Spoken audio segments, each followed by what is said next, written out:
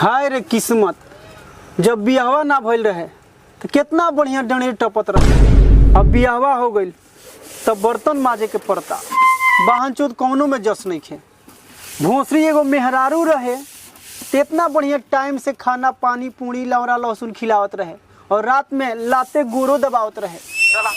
जा हो शांति जा, तहार प्यार हमरा गांड से बह गई।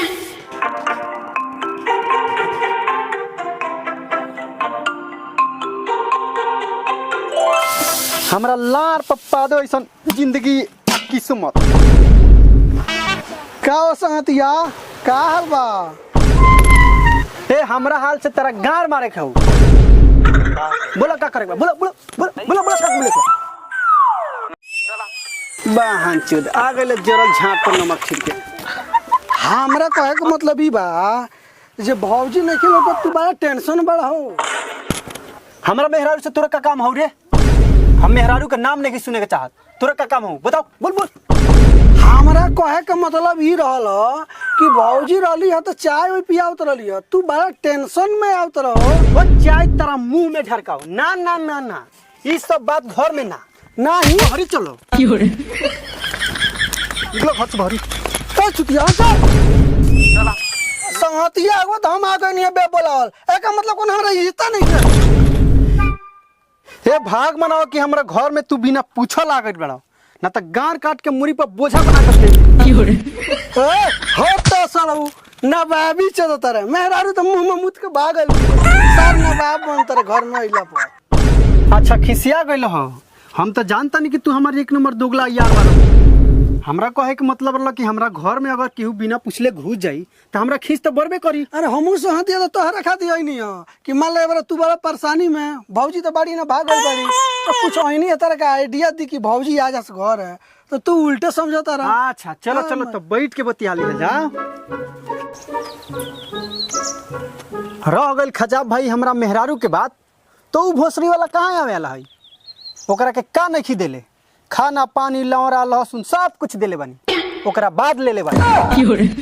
का हो का डिसीजन ले ले बानी। अच्छा ई बात हमरा कहे के मतलब ई बात है कि मेहरारू कोनो शांत रहे वाला चीज ना न हो।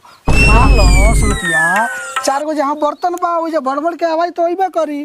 सुनो हमार बात तू समझ संगतिया, एक बार तू भौजी के लगे जा, पक्का बा भौजी तारा बात पर विश्वास करके आ भौजी आई है। तू एक बार ट्राई करके तो देखो, पक्का बा भौजी आई है, तू जाके देखो।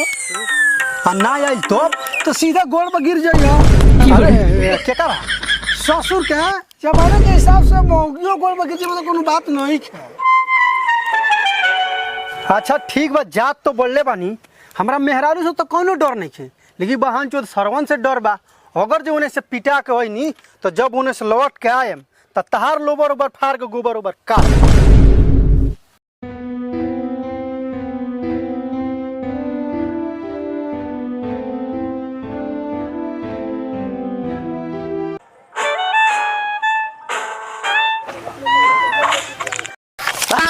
घर वाला हो बाबू खाली टांग पसर के सुतरा बा खेतवा ना पे हो आए मार तेरे बहन के लौंडा आपद आ तो संभालता नहीं खे ताजा ही खेत बोवे हक सारे तो नहीं त के कहल रहल बुढ़ारी में यार खींचा खींची करे के ना करत तो गाड़ पर लोड नानु पड़ी सबका धान रोपा गई आ तू बैठ के घरे गांड से चचा पूरा एक जा हम कहनी कि घर में माथा के बोझ मत लिया के बैठाओ सब। कितना बढ़िया हमर बहन जाके ससुरा में राज करत रहे, ई बाई चोदौ बोला के घर में बैठा दिया। रे सारे दो गला अपना बेटी के हम अपना घर में ना बोलल रहती तो हमार दामाद हमारा बेटी के उसूल के खा गए रही। सुनलो सो हमहू वही खातिर ठान के बैठल बानी। आखिर तोनी के निमन घरे अगर हमार बियाह शादी कइले रहत सो तो होई भरल जवान तोनी के घरे नानू रही। आ एगो औरी बात सुन लो सो, आ इनकरे से कोई के बाबूजी से 4 हिस्सा नु लागता, 5 हिस्सा लगवाए तोनी से 5 हिस्सा। बाप रे बाप, बड़ा गजन से ससुराल में पहुंचल बानी। और वो द्वार पर टायर जाए कि कोनो रास्ता नहीं खे। अगर एक ही से गांव के लोग के मुंह में मुती तब तो लोग कहे कि फलना का दमाद आए रहलो तो उल्टा सीधा बोलत रहलो। आ जौना उम्र में हमरा ससुरा में सुख भोगे के वो उम्र में हम है विधवा के जवानी यही जब बितावत। अरे बाप रे बाप, ये तो दुआरे पर सारा सार लो लार उखाड़ डालो। तोनी से देखल जाता आय करे जा, हम तारा के ले जाए आ गइल बानी, तू टेंशन मत लो। अरे नाम ले 5 रुपया शैतान हाजिर। बाजी निकाल काटा, आगल सरवाला चट्टा। कहो हमारा ससुर के लइका हमारा सास के बेटा, आ हमारा मेहरारू के भाई हमार सार बाहन चोद, हम तो आ गइल बानी तहा बहिन के लेके जाए। बाबू बाबू आइल बड़ा ले का चाय पिया दो लोगी। चाय नहीं तहा जूझ पिया होता नहीं सर। जाए दो दुआर पर कुत्ता आवला सन ओके इज्जत कइल जाला, ले जाके चाय पिया दो लोगी। चाय आवता लेवल लेवो। भैया मन तो करता एही में मूत के दे दी। बहन चोदवा साथ देखो कितना लार भके बा, आ गुस्सा आसमान पे बा, साथ में चायो गरम बा। ई बहन चोदवा कथी के दूध रहला रे, हम जानत रहे हई कि बहन चोदवा ससुराल के हमरा संगे धोखा करियो सो। है ई तो हाथ ससुर बहन चोद के लागई, हमर साथ के ने बाबा हन चोदवा रे।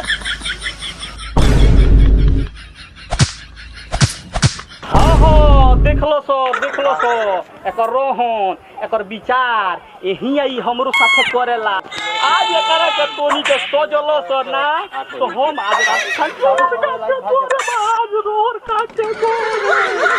अरे ई तो फुसरी जगह पहले रहे हुन तो अभी रो बिया फुसरो तरह का छोड़म ना। चल जल्दी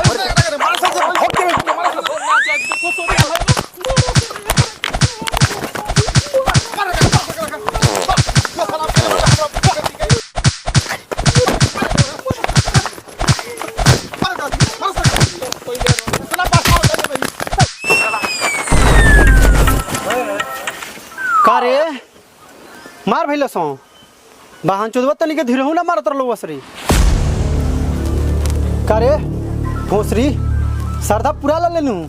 अच्छा भोसरो जइया हमरा छात पर चढ़लू नु तो ये तोरा का पेट निकल बन बाल वाला घोड़ी दिखाओ तेरी भोसरो, ये सब तोरा का निकाल ले।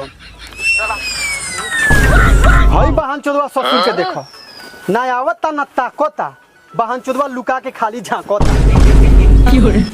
आए दे दे दे बहन चोदवा के द्वार पर हम नानू रहबो।